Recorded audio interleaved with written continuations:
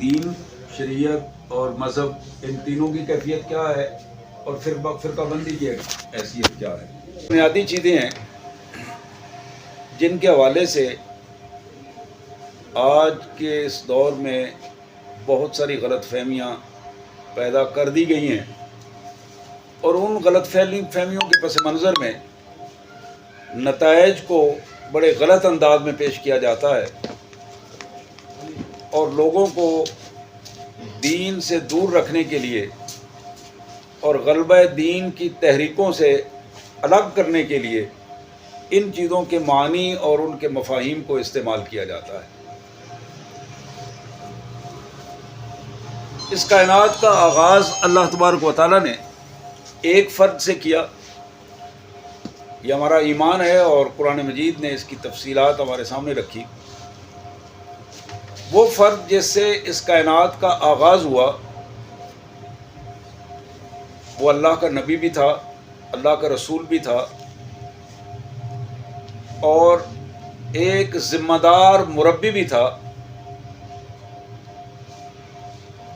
اسے یہ بتایا گیا کہ جس انداز میں اس کائنات کے آغاز کے بعد یہ کائنات پھیلتی چلی جائے گی، آبادیاں بنتی چلی جائیں گی، تو تمہاری ذمہ داری یہ ہے کہ ان آبادیوں تک اللہ کا پیغام اس انداز میں پہنچانا ہے کہ بندوں کے دلوں میں وہ گھر کرتا چلا جائے اور انسان اپنے خالق کے دیے ہوئے نظام کو سمجھ سکیں اور اس کے مطابق ہی اپنی زندگی کو ڈھال سکیں۔ وہ نظام جو اس اللہ کے پہلے بندے کو اللہ تعالیٰ نے عطا کیا تھا، پہلے نبی اور رسول کو عطا کیا تھا، اس نظام کو جو زندگی گزارنے کا ایک مکمل طریقہ تھا، اس کو دین کا، اس کا نام دین تھا، اسے دین کہا جاتا ہے۔ اب وہ دین جسے آدم علیہ السلام کو جو دین دیا گیا، قرآن مجید یہ کہتا ہے کہ اس دین کا نام اسلام ہے۔ دین قانون کو کہتے ہیں، ضابطہ حیات کو کہتے ہیں، ایک مکمل نظام زندگی کو کہتے ہیں، کمپلیٹ کوڈ آف لائف کو کہتے ہیں۔ سونا، جاگنا، اٹھنا، بیٹھنا، کاروباری زندگی، سیاسی زندگی، معاشرتی زندگی، معاشی زندگی، کوئی بھی پہلو زندگی کا ہر نقطہ اس دین کے حوالے سے واضح اور اس کی بنیاد دین فراہم کرے، اس کی رہنمائی دے، اس قانون کو دین کہتے ہیں، اور وہ دین جو اللہ کی طرف سے آتا ہے اس کو دین اسلام کہتے ہیں۔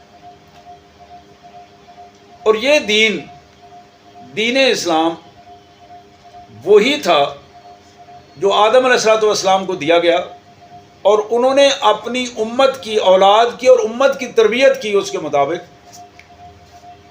تقریباً 10,000 سال بعد جناب نوح علیہ السلام نے لوگوں کو وہی دین اسی کیفیت میں، اسی پیٹرن پر، انہی بنیادوں پر وہ دین جو ہے ان کے سامنے بھی پیش کیا، اور یہی دین تھا جو نوح علیہ السلام کے تقریباً 10,000 سال بعد جناب ابراہیم علیہ السلام نے لوگوں کے سامنے پیش کیا، اور پھر یہی دین جناب اسماعیل، جناب موسیٰ، جناب عیسیٰ علیہ السلام، اللہ کے سارے نبیوں نے اسی ایک دین کو، ایک ہی نظام زندگی کو اپنی اپنی امتوں کے سامنے پیش کیا کہ یہ اللہ کا قانون ہے، یہ اللہ کا دیا ہوا نظام ہے، اس قانون اور نظام کو اپنی انفرادی اور اجتماعی زندگی میں تم نے نافذ کرنا ہے، اس کے مطابق آپ نے زندگی گزارنی ہے۔ آدم علیہ السلام سے لے کر محمد کریم صلی اللہ علیہ وآلہ وسلم تک ایک ہی دین تھا۔ قرآن مجید نے اس کی بارہا وضاحت کی ہے، اور دین کے اعتبار سے اس پورے کے پورے انبیاء کے اس پورے سلسلے کو قرآن مجید نے ایک ہی امت قرار دیا ہے۔ انبیاء کرام کا تذکرہ کر کے قرآن کہتا ہے وَإِنَّ هَٰذِهِ أُمَّتُكُمْ أُمَّةٌ وَاحِدَةٌ، یہ ایک ہی امت ہے، ایک ہی دین کے پیروکار یہ سارے لوگ ہیں۔ اور یہی وجہ ہے کسی دور میں ان کا نام الگ نہیں رہا۔ قرآن مجید نے کہا کہ هُوَ سَمَّاكُمُ الْمُسْلِمِينَ، اس دین پر عمل کرنے والے لوگ، اس ضابطہ حیات کے مطابق اپنی زندگیاں گزارنے والے لوگ، اس دین اسلام کے مطابق چلنے والے لوگ، ان کا نام مسلمان ہے، مسلمان کے علاوہ اور کوئی نام نہیں ہے۔ وہ اپنی پہچان جب بتائیں گے، ان کی پہچان مسلمان کے نام سے ہے، اس کے علاوہ اور دوسرا نام نہیں ہے۔ ابراہیم علیہ السلام نے بھی یہی نام رکھا، جناب نوح نے بھی اپنی امت کا یہی نام رکھا، جناب آدم علیہ السلام کی امت کا بھی یہی نام تھا، اور اللہ نے ان لوگوں کا نام بھی مسلمان رکھا ہے۔ جناب موسیٰ کی امت بھی مسلمان تھی۔ قرآن یہ کہتا ہے کہ یہودیوں کا نام ہم نے یہودی نہیں رکھا، یہودیوں کا نام مسلمان تھا، انہوں نے اپنے آپ کو یہودی بنا لیا۔ اسی طرح عیسائیوں کا نام نصارہ نہیں تھا، قرآن نے ان کا نام نصارہ نہیں رکھا، انہوں نے خود اپنا نام نصارہ رکھا اور خود اپنے آپ کو عیسائی اور مختلف ناموں سے متعارف کروایا۔ بنیادی طور پر ان کا جو نام ہے وہ مسلمان ہے۔ یہ پوری کی پوری ایک جو تاریخی حقیقت ہے کہ آدم علیہ السلام سے لے کر محمد کریم صلی اللہ علیہ وسلم تک یہی دین، ایک ہی دین، اور اس کا آغاز وہاں سے ہوا اور اس کا اتمام اللہ تبارک و تعالیٰ نے فرمایا۔ نبی رحمت صلی اللہ علیہ وسلم جب حجۃ الوداع میں گئے تو وہاں جو قرآن کی آیت نازل ہوئی، الیوم اکملت لکم دینکم واتممت علیکم نعمتی، آج ہم نے تمہارا دین مکمل کر دیا ہے۔ یہ دین جس کا آغاز جناب آدم علیہ السلام سے ہوا، انبیاء کرام اور اللہ کے رسول اس کی تبلیغ کرتے رہے اور لوگوں کو اس کے مطابق ڈھالنے کی کوشش کرتے رہے، اس دین کے مطابق حکومتیں بھی قائم ہوئی، اللہ کے نبیوں نے حکومتیں کی، اور بنیادی طور پر اللہ کے نبی جہاں اس دین کی تبلیغ کرتے رہے، وہاں سیاسی میدان میں اس دین کو غالب کرنے کے لیے غلبہ دین کی تحریکیں بھی انہوں نے چلائی۔ بخاری کی ایک بڑی معروف روایت ہے، نبی محترم صلی اللہ علیہ وسلم نے فرمایا، کانت بنو اسرائیل تسوسہم الانبیاء کلما ہلک نبی خلفہ نبی انما انا خاتم النبیین ولکن لا نبی بعدی ولکن بعدی خلفاء او کما قال رسول اللہ صلی اللہ علیہ وسلم۔ تو نبی رحمت صلی اللہ علیہ وسلم نے فرمایا کہ لوگوں، بنی اسرائیل کے جتنے انبیاء اور رسول تھے، وہ جہاں اللہ کے نبی اور اللہ کے رسول تھے، وہاں اپنی قوم کے سیاسی رہنما بھی تھے۔ تو سوسہم الانبیاء، ان کے نبی، ان کے سیاسی قیادت ان کے پاس ہوتی تھی، ان کے نبی سیاست کرتے تھے۔ حضور اکرم صلی اللہ علیہ وسلم نے فرمایا، جب ایک نبی اس کا وقت پورا ہو جاتا، ذمہ داری پوری ہو جاتی، عمر کی لمٹ پوری ہو جاتی، تو اللہ تبارک و تعالیٰ ان کی جگہ دوسرا نبی بھجوا دیتے۔ تو میرے آقا صلی اللہ علیہ وسلم نے فرمایا کہ لوگوں، میں خاتم النبیین ہوں، میرے بعد کوئی نبی نہیں آئے گا، کوئی رسول نہیں آئے گا۔ تو اس لیے یہ سلسلہ جو یہ ذمہ داری آئے گی، سیاست کی ذمہ داری آئے گی، میرے خلفاء اس دین کو غالب کرنے کے لیے، اس غلبہ دین کی تحریک کو چلانے والے جو لوگ ہوں گے، ولیکن بعدی خلفاء، میرے بعد وہ خلفاء ہوں گے، اور وہ خلفاء راشدین اس نظام کو لے کر آگے چلیں گے۔ اب تک جو اس دین کی جو میں نے بات کی، اس دین کی بنیادی طور پر تین بنیادیں ہیں، اس کی تین نکات ہیں جن پر یہ پوری بلڈنگ دین کی کھڑی ہے۔ پہلی چیز ہے توحید، دوسری چیز ہے رسالت، اور تیسری چیز ہے آخرت۔ ہر دور میں ہر نبی نے، ہر رسول نے سب سے پہلی دعوت جو اپنی قوم کے سامنے رکھی وہ توحید کی دعوت تھی۔ بارہا مختلف الفاظ میں بارہا اس بات کا اظہار کیا گیا کہ لوگوں، اللہ کے بندے بن جاؤ، اللہ کے بندے بن جاؤ۔ جس کائنات کے مالک نے تمہیں پیدا کیا ہے، جس نے تمہیں عزت دی ہے، جس نے اس کائنات میں تمہارے لیے سہولتوں کا جال بچھا دیا ہے، اس مالک کے بندے بن جاؤ۔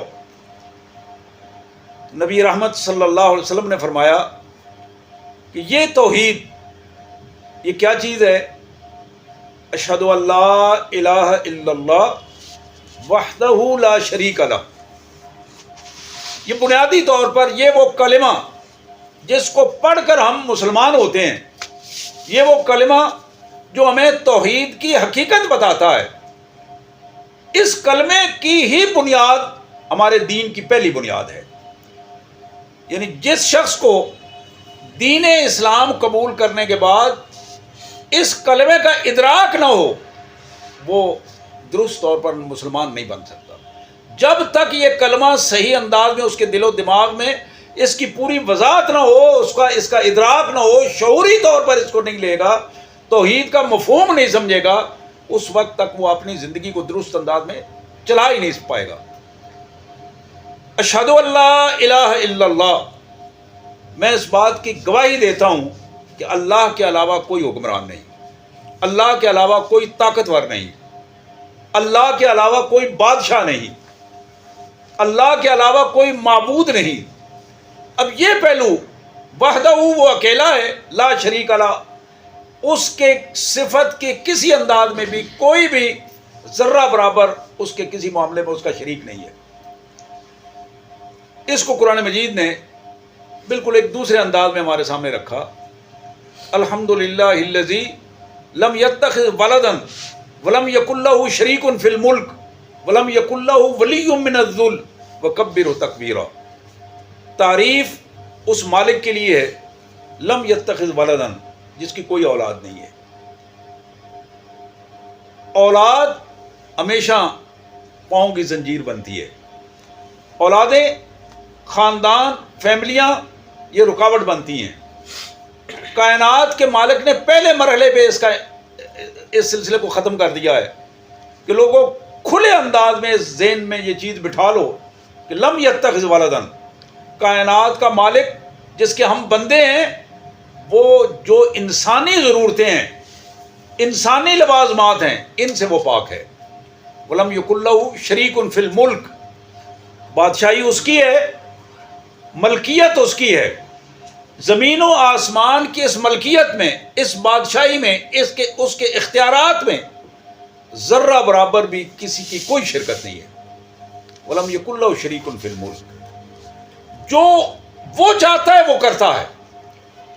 اذا اراد شیئا ان یقول له کن فیکون، جب بھی وہ کسی چیز کا ارادہ فرماتا ہے اس کو حکم دیتا ہے ہو جا، اور وہ ہو جاتا ہے۔ کوئی چیز اس کے راستے میں رکاوٹ نہیں ہے۔ کسی چیز کو یہ جرت نہیں ہے کہ وہ اللہ کے حکم کے سامنے سرتابی کر سکے، اللہ کے حکم کے سامنے کو اپنا آرگومنٹ پیش کر سکے، کو اپنا جواز اور اپنے دلائل اور اپنا معاملہ پیش کر سکے۔ ولم یکن لہ شریک فی الملک ولم یکن لہ ولی من الذل، اس کا کوئی دوست، تعلق دار، کوئی رشتہ دار ایسا نہیں ہے جو اس کو مجبور کر کے اس سے کوئی کام لے سکے، کسی بھی سطح پر اس کو مجبوری کا کوئی معاملہ پیش آئے، نہیں، ایسا پہلو نہیں ہے۔ وکبرہ تکبیرا، حقیقت یہ ہے وہی بڑا ہے، ان سارے پہلوؤں سے وہ پاک ہے، اور اسی کی بڑائی ہمیں بیان کرنی ہے۔ تو میں عرض کر رہا تھا کہ یہ پہلا پہلو، اشہد ان لا الہ الا اللہ وحدہ لا شریک لہ، اس چیز کو سمجھنا اور پھر اس کے مطابق اپنے آپ کو ڈھال دینا، یہ وہ پہلو ہے جو ہماری زندگی کو درست کر سکتا ہے۔ جس فرد کے ہاں یا جس قوم کے ہاں اللہ کی توحید کا درست تصور نہیں ہے، یقین کیجئے کہ وہ ہر جگہ پہ اپنے آپ کو ذلت و رسوائی کا نمونہ بنا کے پیش کرتی ہے۔ وہ سرائکی والے نے کہا تھا، تھاں تھاں تے کرنا سجدے اپنی خودی مٹانا۔ اللہ نے جو غیرت ایمانی دی ہے، جو سٹیٹس مسلمان کو دیا ہے، جو عزت دی ہے، وہ اس توحید میں کے اندر رکھی ہوئی ہے۔ ایک اللہ کو ماننے والا اس کی پیشانی کسی دوسرے کے سامنے نہیں جھک سکتا۔ ایک اللہ پر توکل رکھنے والا وہ کسی دوسرے پر اس انداز میں توکل نہیں کر سکتا، کسی دوسرے کے سامنے ہاتھ نہیں پھیلا سکتا، کسی دوسرے سے اس انداز میں یقین سے امید نہیں رکھ سکتا۔ یہ امید اور یقین کی کیفیت صرف اللہ وحدہ لا شریک کے حضور ہے۔ تو میں عرض کر رہا تھا کہ ہمارے دین کی جو بنیاد ہے وہ کیا ہے؟ توحید۔ دوسری چیز جو ہر نبی نے اس کا تعارف کروایا وہ رسالت ہے. وَأَشْهَدُ أَنَّ مُحَمَّدًا عَبْدُهُ وَرَسُولُهُ. وہاں دو چیزوں کی گواہی تھی، لا الہ الا اللہ وحدہ لا شریک لہ، اکیلا ہے، اس کا کوئی شریک نہیں. یہاں جو رسولوں کے لیے گواہی ہے، رسولوں کی عبدیت پہلے تسلیم کرنا ہے کہ وہ اللہ کے بندے ہیں، اس کے بعد دوسری شرط کہ وہ اللہ کے رسول ہیں. ان دو چیزوں پر ایمان لانا. اگر عبدیت کا انکار کرے گا اور رسالت کو مان لے گا پھر بھی دائرہ اسلام سے خارج ہے. اگر رسالت کا انکار کرے اور عبدیت کو تسلیم کر لے تو پھر بھی دائرہ اسلام سے خارج ہے. یہ شہادتیں پوری، جس طرح وحدہ لا شریک لہ کی شہادت ہے، اسی طرح عبدیت اور رسالت کی شہادت کو پورے انداز میں تسلیم کیا جائے اور محمد الرسول اللہ صلی اللہ علیہ وسلم کی قیادت کو مانا جائے. قیادت، یہ اللہ نے قیادت عطا کی ہے محمد الرسول اللہ صلی اللہ علیہ وسلم کے حوالے سے. حضور صلی اللہ علیہ وسلم کی ذات مبارک، آپ کی نبوت اور رسالت کی کیفیت ہر بندہ مومن کے لیے اسوہ حسنہ نمونہ ہے. اب یہ اسوہ حسنہ جو ہے، آپ کی قیادت جو ہے، قرآن مجید نے اس کا بارہا تذکر کیے ہیں، ایک نہیں سینکڑوں آیات نبی رحمت صلی اللہ علیہ وسلم کی قیادت پر موجود ہیں. لیکن آج امت اس قیادت سے منہ پھیر کر ان لوگوں کی قیادت میں ٹکڑے ٹکڑے ہو کر ان کی قیادت، اب مختلف لوگوں کی قیادتوں میں ایسے لوگ جن کے اندر انسانیت بھی موجود نہیں ہے ان کی قیادتوں پر فخر کرنے لگے ہیں، اس لیے کہ حضور کی قیادت کا ان کو شعور ہی نہیں ہے. وہ اس قیادت کا وہ درست سیرت ان کے سامنے موجود ہی نہیں ہے. ایمان بالرسالت کا وہ ذائقہ ہی انہوں نے نہیں چکھا. تو یہ قیادت نبی رحمت صلی اللہ علیہ وسلم کی، اس قیادت کا نام جو ہے وہ ایمان بالرسالت ہے. اس قیادت، یہ دین کی دوسری شرط ہے کہ رسالت کو عبدیت اور رسالت کے ضمن میں تسلیم کر کے رسول اللہ صلی اللہ علیہ وسلم کی قیادت پر یکسو ہو جایا جائے. فلا وربک لا یؤمنون حتی یحکموک فیما شجر بینہم، کہ میرے رسول تیرے رب کی قسم، وہ لوگ اس وقت تک کوئی فرد مسلمان ہو ہی نہیں سکتا، سچا ایماندار بن ہی نہیں سکتا جب تک کہ آپ کے کیے ہوئے فیصلے کو بلا چنو چرا تسلیم نہ کرے. اب یہ وہ قیادت ہے کہ اللہ کے رسول صلی اللہ علیہ وآلہ وسلم کی رہنمائی اور آپ کے فیصلوں پر یکسو ہو جانا اور آپ کے فیصلوں پر خوش ہو جانا اور پھر اپنے آپ کو ان فیصلوں کے مطابق ڈھال دینا اور ان فیصلوں کے سپرد کر دینا اپنے آپ کو. تو میرے پیارے بھائیوں، تیسری چیز آخرت تھی. یعنی دین کا پہلا نقطہ توحید تھا، دوسرا نقطہ رسالت تھا اور تیسرا نقطہ آخرت ہے کہ جب توحید کو تسلیم کر لیا، رسالت کے مطابق، حکم کے مطابق اپنے آپ کو اس نمونے کے مطابق اس کی قیادت میں اپنے آپ کو ڈھالنے کی کوشش کی، تو پھر آخرت کی جواب دہی کا پورا احساس ہمارے ذہن میں رہنا چاہیے کہ اللہ کی جو نعمتیں اللہ نے عطا کی ہیں، اللہ نے جو ذمہ داریاں ہمیں خلیفۃ اللہ فی الارض کی حیثیت سے جو ذمہ داریاں ہماری لگائی ہیں، ان ذمہ داریوں کے بارے میں سوال ہوگا، پوچھا جائے گا. قبر میں بھی سوال ہوگا، حشر میں بھی سوالات ہوں گے. اب یہ ہماری ذمہ داری ہے کہ ہم ان سوالات کا سامنا کرنے کے لیے اپنے آپ کو قرآن و سنت کے مطابق ڈھال دیں تاکہ ہمیں ان سوال و جواب میں شرمندگی کا پہلو ہمارے یہاں نہ آئے. تو یہ چیز تھی جس کو ہم دین ہمیں بتایا گیا کہ دین کیا چیز ہے. اب دو لفظوں میں پھر ہم اگر اس کو سمجھنا چاہیں کہ وہ قانون جس کو اللہ تبارک و تعالیٰ نے اپنے بندوں تک اپنے نبیوں کے ذریعے پہنچایا، زندگی گزارنے کا وہ مکمل طریقہ، اس کا نام دین ہے. اور اس قانون کا جو نام رکھا گیا وہ اسلام ہے. اس کے ماننے والوں کا جو نام رکھا گیا وہ مسلمان ہے. اب دوسری چیز جس کے حوالے سے جس کو ہم نے سمجھنا ہے وہ شریعت ہے. دین تو سارے نبیوں ہم نے سمجھا کہ ایک ہی ہے. جناب آدم علیہ السلام سے لے کر محمد کریم صلی اللہ علیہ وسلم تک تمام انبیاء اسی دین کی تبلیغ کرتے رہے. اب اس دین کے مطابق ہر نبی نے اپنے حالات میں اپنے دور میں اس دین کی جو تشریح کر کے عملی زندگی لوگوں کے سامنے پیش کی، اس کا نام شریعت ہے۔ اور یہی وجہ ہے کہ مختلف ادوار میں مختلف حالات کے مطابق اللہ کے نبیوں نے اپنی اپنی شریعت میں مختلف انداز میں مختلف چیزوں کو آسان کر کے لوگوں کے سامنے رکھا۔ جناب آدم علیہ السلام کی شریعت الگ شریعت ہے، نوح علیہ السلام کی شریعت الگ تھی، جناب ابراہیم کی شریعت الگ ہے، جناب موسیٰ، جناب عیسیٰ اور شریعت محمدی صلی اللہ علیہ وسلم کو الگ۔ لیکن کچھ چیزیں شریعت محمدی میں ایسی بھی ہیں جن کو اللہ تبارک و تعالیٰ نے، اللہ کے رسول صلی اللہ علیہ وسلم نے اس کی وضاحت کی کہ یہ چیزیں ہمیں اللہ نے شریعت ابراہیمی سے ادا کی۔ مختلف شعار ہیں، یہ جو ہم ناخن کاٹتے ہیں، یہ جو ہم زیر ناف بال درست کرتے ہیں، بغلوں کے بال درست کرتے ہیں، ان کے حوالے سے خصوصی طور پر یہ جو ختنہ کرتے ہیں، اللہ کے رسول صلی اللہ علیہ وسلم نے فرمایا کہ یہ جناب ابراہیم علیہ السلام کی ملت سے ہمیں عطا کیے گئے ہیں۔ اسی طرح ہماری جو قربانیاں ہیں، حضور اکرم صلی اللہ علیہ وسلم سے پوچھا گیا ما ہی الاضاحی یا رسول اللہ، حضور یہ قربانیاں کیا بنیاد ہے اس کی؟ تو آپ نے فرمایا کہ ملت ابیکم ابراہیم، تمہارے باپ ابراہیم کے دین اور ان کی شریعت سے اللہ تعالیٰ نے یہ ہماری طرف تناسب کی ہے۔ جو اس انداز میں انہوں نے عمل کر کے دکھایا تھا، وہی عمل اللہ تعالیٰ نے آج میری امت کے لیے بھی جناب ابراہیم علیہ السلام کے اس عمل کو۔ اب شریعت کے حوالے سے سادہ سی بات جو ہمارے ذہن میں آتی ہے کہ اللہ کے دیے ہوئے اس دین اور قانون کو جس جس نبی نے عملی شکل میں ڈھالا اپنی امت کے لیے، اس امت کے لیے عملی شکل میں ڈھالنے کی اس کیفیت کو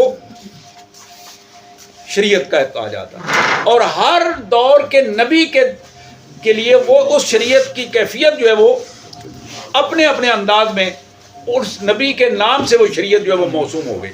اب دو چیزیں ہمارے سمجھ میں آئیں۔ پہلی چیز تھی کہ دین کیا ہے، دوسری چیز جس کو ہم نے سمجھا وہ شریعت کیا ہے، تیسری چیز مذہب ہے۔ اب لفظ مذہب جو ہے، اس میں دین کے ساتھ اس کو غلط العام کر دیا گیا ہے۔ مذاہب، ادیان اور مذاہب کو الگ الگ ایک سمجھنے کا پہلو تھا، لیکن اچھے خاصے سو کار جنہیں ہم پڑھے لکھے افراد سمجھتے ہیں، ان کی بھی پوزیشن یہ ہے، انہوں نے بھی لفظ دین کو مذہب کے معنی میں لے کر اپنے اپنے انداز میں، ایون کہ یہاں تک کہ وہ تحریروں میں بھی اس بات کو لے آئے، اور نتائج یہ ہیں وہ غلط العام لوگوں کی زبان پر وہ چیز چڑھ گئی۔ بلکہ مجھے یاد ہے کہ ایک آرمی ایجوکیشن میں چونکہ رہا ہوں، تو وہاں ایک دن ایک کتاب پڑھا رہے تھے، اسلامیات کی کتاب، تو وہاں لفظ لکھا ہوا تھا بانی اسلام صلی اللہ علیہ وسلم نے یہ بات ہمیں بتائی۔ اب میں وہاں رک گیا، سوچا کہ یہ لفظ جو ہے رسول اللہ صلی اللہ علیہ وسلم کے لیے استعمال ہوا، بانی اسلام، جبکہ اللہ کے رسول صلی اللہ علیہ وسلم تو بانی اسلام نہیں ہے۔ اب اس کیس کو تحریراً GHQ میں بھجوایا اور ان کو بتایا کہ یہ چیز تو بالکل غلط لکھی گئی ہے، اس کو آپ ٹھیک کریں۔ تو یہ ایک ایسی غلطی جو آج بھی مختلف لوگ اپنی تقریروں میں، تحریروں میں اس لفظ کو استعمال کر لیتے ہیں۔ بانی اسلام اللہ کا کوئی نبی بھی نہیں ہے۔ اسلام جو دین ہے یہ اللہ کی طرف سے دیا گیا، تو دین کا بانی کون ہے؟ اللہ وحدہ لا شریک ہے، جس کا وہ نظام ہے، جس کا دیا ہوا وہ سسٹم ہے جو اللہ تبارک و تعالیٰ نے اپنے بندوں کو اپنے نبیوں کے ذریعے عطا کیا۔ تو میں عرض کر رہا تھا کہ اب دین شریعت کے بعد جس پہ بات ہونا تھی وہ مذہب۔ مذاہب جو ہیں، مذہب کا تعلق فقہ سے ہے، مذہب کا تعلق فقہ سے ہے، فقہی مذاہب ہوتے ہیں، مذہب دین نہیں ہوتا۔ فقہ کیا چیز ہے؟ قرآن و سنت کو سمجھنے کے لیے اچھے انداز میں اس کی تعلیم حاصل کر کے قرآن و سنت کے پس منظر میں مسائل کو آسان انداز میں لوگوں کے لیے ان کا استنباط کر کے، استخراج کر کے، ان کو ڈھونڈ کے، تلاش کر کے آسان ترین انداز میں لوگوں کے سامنے پیش کرنا، لیکن اس کی بنیاد سنت ہو۔ قرآن و سنت اس کی بنیاد ہے، قرآن و سنت کے ہٹ کر نہیں۔ قرآن و سنت کی بنیاد اور اس کے پس منظر میں مسائل کو آسان کر کے لوگوں کے سامنے پیش کرنا، اس کو کہتے ہیں فقہ۔ اب فقہ میں 4 ائمہ ہمارے معروف ہیں، ویسے تو بہت سارے ائمہ کرام ہیں، ایک دوسرے سے بڑھ کر قابل احترام ہیں۔ جناب امام ابو حنیفہ رحمۃ اللہ علیہ ائمہ فقہا میں پہلے امام گنے جاتے ہیں۔ ان سے پہلے بھی کچھ ائمہ ہیں، خاص کر ان کے استاد امام جعفر صادق رحمۃ اللہ علیہ، جو امام ابو حنیفہ کے استاد ہیں، وہ بھی تابعین کے دور میں بلکہ صحابہ کے دور سے انہوں نے استفادہ کیا۔ امام ابو حنیفہ رحمۃ اللہ علیہ کی ولادت ہو رہی ہے 80 ہجری میں۔ امام ابو حنیفہ کی ولادت 80 ہجری میں ہے، یعنی نبی رحمت صلی اللہ علیہ وآلہ وسلم کے رحلت کے تقریباً 69 سال بعد 11 ہجری میں آپ کی رحلت ہوئی ہے اور 80 ہجری میں آپ کی پیدائش ہو رہی ہے جناب امام ابو حنیفہ کی۔ تقریباً 69-70 سال بعد جناب امام ابو حنیفہ کی پیدائش ہے، اور امام مالک کی پیدائش کا جو سال ہے وہ 92 ہجری ہے، 92 ہجری۔ امام ابو حنیفہ سے 12 سال بعد ان کی پیدائش کا سال ہے۔ امام شافعی رحمۃ اللہ علیہ تقریباً 150 ہجری کے قریب ان کی ولادت ہے، جبکہ امام احمد بن حنبل رحمۃ اللہ علیہ ان کی پیدائش 250 ہجری کے قریب ہے، 240 سے 50 کے درمیان۔ اور یہ امام احمد بن حنبل جو ہیں، یہ امام بخاری، امام مسلم کے اساتذہ کرام میں سے ہیں۔ امام احمد بن حنبل امام بخاری، امام مسلم کے اساتذہ میں سے ہیں۔ سیاستہ کے اکثر جو پرانے بزرگ ہیں، انہوں نے امام احمد بن حنبل یا ان کے شاگردوں سے۔ اب اس سے اگلی مزیدار بات یہ ہے کہ امام شافعی رحمۃ اللہ علیہ امام ابو حنیفہ کے شاگرد امام محمد کے شاگرد ہیں۔ امام شافعی رحمۃ اللہ علیہ شاگرد ہیں امام محمد کے، جو شاگرد ہیں امام ابو حنیفہ کے۔ اسی طرح امام مالک رحمۃ اللہ علیہ اور امام ابو حنیفہ، ان کا دور ایک دور ہے۔ اب اس دور سے استفادہ کیا امام شافعی رحمۃ اللہ علیہ نے، اور اس امام محمد نے، امام ابو یوسف نے، امام ظفر نے، یہ جو اپنے وقت کے ائمہ کرام ہیں، انہوں نے اپنے اپنے انداز میں فقہی کاوشیں کی۔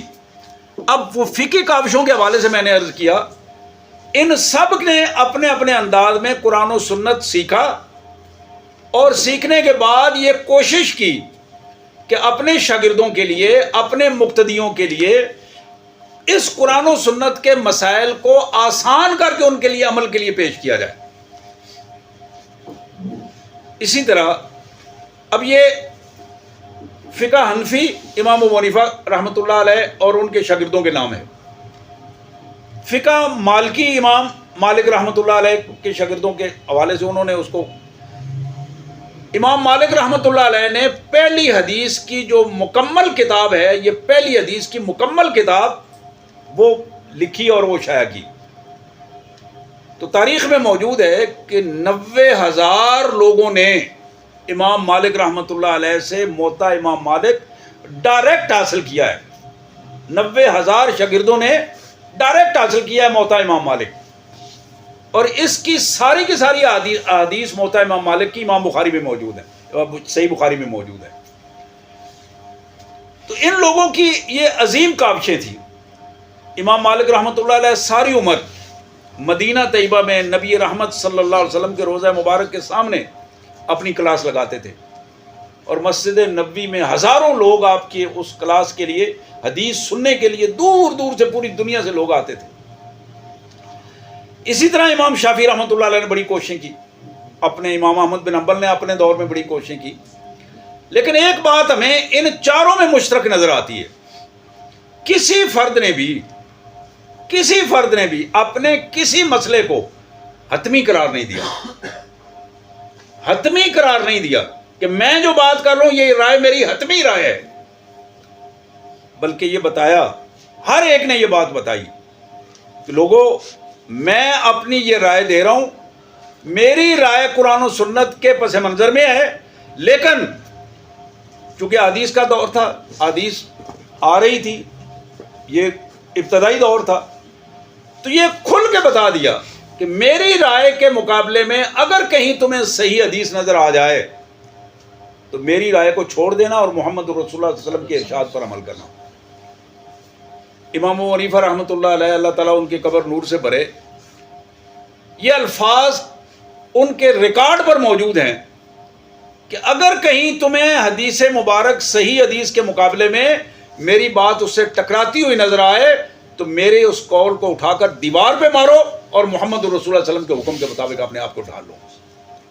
اسی طرح امام احمد بن حنبل کا قول، امام شافعی کا قول، امام مالک کا قول، اصح الحدیث فہو مذہبی، جہاں تمہیں صحیح حدیث مل جائے وہ میرا مذہب ہے، وہ میرا طریقہ ہے، میں اسی کے مطابق اپنے آپ کو سمجھتا ہوں، تمہیں میرا قول اس کے خلاف بھی ملتا ہے تو وہ غلط ہے، صحیح حدیث کو تسلیم کرو، وہ میرا قول ہے۔ تو میرے پیارے بھائیوں، وہ ہمارے بزرگ جو فقہائے کرام ہیں وہ بری الذمہ ہیں بعد کے لوگوں کے وہ الزامات جو انہوں نے ان پر لگائے ہیں۔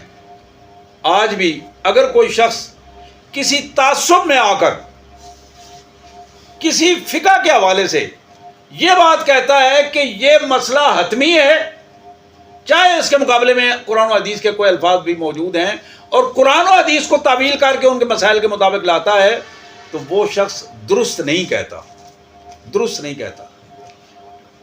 اور یہ بات ریکارڈ پر ہے، میں جو ابھی آپ کے سامنے رکھ رہا ہوں، مولانا جان محمد عباسی رحمۃ اللہ علیہ جماعت کے مرکزی نائب امراء میں سے رہے ہیں، ان کا نام، ان کے استاد محترم جو جماعت کے رکن بھی تھے، مولانا محمد موسیٰ بھٹو رحمۃ اللہ علیہ، یہ وہ بزرگ ہیں جو دیوبند میں پڑھتے رہے اور سید انور شاہ کاشمیری رحمۃ اللہ علیہ کے شاگردوں میں تھے۔ جس طرح جامعہ عربیہ کے استاد مولانا محمد چراغ صاحب شاگرد تھے مولانا انور شاہ کاشمیری رحمۃ اللہ علیہ کے، ڈائریکٹ شاگردوں میں تھے، استاد الحدیث تھے وہ۔ اور یہ بات جو میں ابھی کر رہا ہوں یہ ریکارڈ پر بات ہے کہ مولانا انور شاہ کاشمیری رحمۃ اللہ علیہ نے مرض الموت کی کیفیت میں تھے، شاگرد پاس بیٹھے ہوئے ہیں، تو شاگردوں نے عرض کیا کہ حضرت کوئی نصیحت فرمائیے، تو رونے کی کیفیت ہوئی، ایک ازردگی کی کیفیت میں کہنے لگے کہ میرے بچوں، آج مجھے سب سے زیادہ جس بات پر افسوس ہو رہا ہے، میں نے اپنی ساری زندگی اس بات پر لگائی ہے کہ میں نے حدیث پڑھائی ہے، دیوبند میں بیٹھ کر حدیث پڑھائی ہے، لیکن میں حدیث کو فقہ حنفی کے مطابق ڈھالنے کی کوشش کرتا رہا ہوں، فقہ حنفی کو ترجیح دیتا رہا ہوں، اور لوگوں کو یہ بتاتا رہا ہوں کہ فقہ حنفی ہی حدیث کے مطابق ہے۔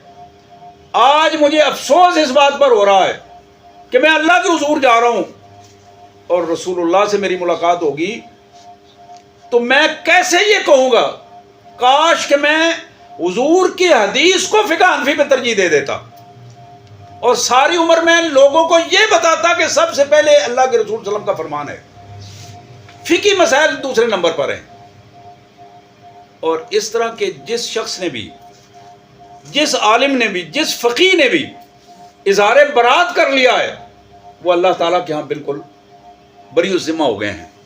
تو میں یہ بتانا یہ چاہتا تھا، جہاں تعصب آ گیا ہے، عصبیت کام دکھا گئی ہے، وہاں فرقہ بندی کی پوزیشن پیدا ہوئی ہے، فرقہ بندی کی پوزیشن پیدا ہوئی ہے۔ نبی رحمت صلی اللہ علیہ وسلم کا یہ فرمان بڑا اہم ہے من دعا الی العصبیہ فلیس منا، جس بندے نے بھی کسی عصبیت اور تعصب کی طرف دوسرے کو بلایا، میرا اس سے کوئی تعلق نہیں، وہ میری امت میں سے نہیں ہے۔ من قاتل علی العصبیہ فلیس منا، جو کسی تعصب یا عصبیت کی بنیاد پر لڑ پڑا دوسرے سے، میرا اس کا کوئی تعلق نہیں ہے، وہ میری امت میں سے نہیں ہے۔ من مات علی العصبیہ فلیس منا، جو شخص بلاتا ہے عصبیت کی طرف، لڑتا ہے، پھر بالآخر مر جاتا ہے اس پر، حضور نے فرمایا فلیس منا، میرا اس سے کوئی تعلق نہیں ہے۔ تو میرے پیارے بھائیوں، جب کسی عصبیت کو بنیاد بنا کر، تعصب کو بنیاد بنا کر فرقہ بندی کی پوزیشن پیدا ہوتی ہے، تو پھر اس کی علامات کیا ہیں؟ یہ بات یاد رکھیے کہ فرقہ شخصیت کو پروموٹ کرتا ہے، امت نظریے کو پروموٹ کرتی ہے۔ ہمیشہ امت نظریے کو، نظریہ کیا ہے؟ دین اسلام ہے، امت نظریے کو پروموٹ کرے گی۔ لیکن جہاں فرقہ ہوگا، آپ کسی بھی فرقے کی تاریخ اٹھا کے دیکھ لیں، وہاں آپ کو شخصیت نظر آئے گی، اور وہ شخصیات مختلف حوالوں سے آگے جہاں جہاں چلتی چلی جائیں گی، شخصیات ہی چلتی چلی جائیں گی۔ اسی طرح فرقے کے اندر، امت کے اندر قوت برداشت ہوتی ہے، فرقے کے اندر قوت برداشت نہیں ہوتی۔ فرقہ اپنے علاوہ دوسرے کو برداشت نہیں کرتا، فرقہ اپنے علاوہ دوسرے کو برداشت نہیں کرتا۔ اسی طرح فرقے کی اپنی ایک پہچان ہوتی ہے، جب تک اس کی پہچان نہیں بنتی اس وقت تک فرقہ اپنے آپ کو مکمل نہیں سمجھتا۔ اس کے نام کی پہچان ہے، اس کی مسجد کی پہچان ہے، اس کے کام کی پہچان ہے۔ مجھے یاد ہے، میں فیصل آباد میں ایک دفعہ اسی طرح ایک مسجد میں نماز پڑھنے کے لیے گیا۔ آگے اس مسجد کے صحن میں سامنے ایک بڑی لمبی پتھر کی پٹی لگی ہوئی تھی، اس کے اوپر لکھا ہوا تھا اکابرین اسلام، اکابرین اسلام۔ نیچے علماء دیوبند کے بڑے بڑے جو معروف نام ہیں، مولانا گنگوئی اور مولانا تھانوی، اور ان سب کے نام تھے، جو آج تک کے علماء تھے ان کے 10-12 نام لکھے ہوئے تھے۔ یقین کیجئے وہ سارے علماء میرے لیے قابل احترام تھے، لیکن اس عمل نے مجھے جتنی تکلیف دی ہے، آج تک وہ کیفیت جو میں محسوس کر رہا ہوں۔ لیکن میری جرت نہیں ہوئی کہ میں ان کے سامنے، جنہوں نے یہ مسجد بنوائی تھی، ان کے سامنے یہ بات کہوں کہ حضرت یہ اکابرین اسلام آپ نے کس طرح لکھے ہیں؟ اکابرین اسلام میں تو جناب آدم علیہ السلام کا نام پہلے آئے گا، اللہ کے سارے نبی اکابرین اسلام میں ہوں گے۔ اگر ہم اپنے دور کی بات کریں تو پھر محمد کریم صلی اللہ علیہ وسلم کا نام سب سے پہلے آئے گا، پھر خلفائے راشدین کا نام آئیں گے۔ اکابرین اسلام تو وہ ہیں، کسی فرقے کے اکابر جو ہیں وہ اکابرین اسلام تو نہیں ہو سکتے۔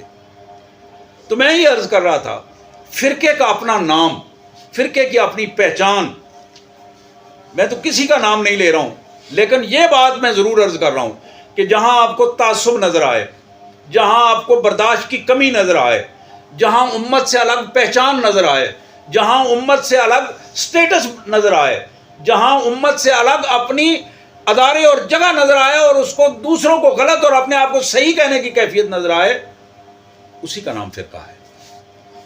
یہ نیٹ پہ آپ دیکھ سکتے ہیں، چند دن بلکہ یہ تقریباً کو 1.5 سال پہلے کی بات ہے، مفتی منیب صاحب کا وہ نیٹ پہ وہ موجود ہے، اپنے ادارے میں بیٹھے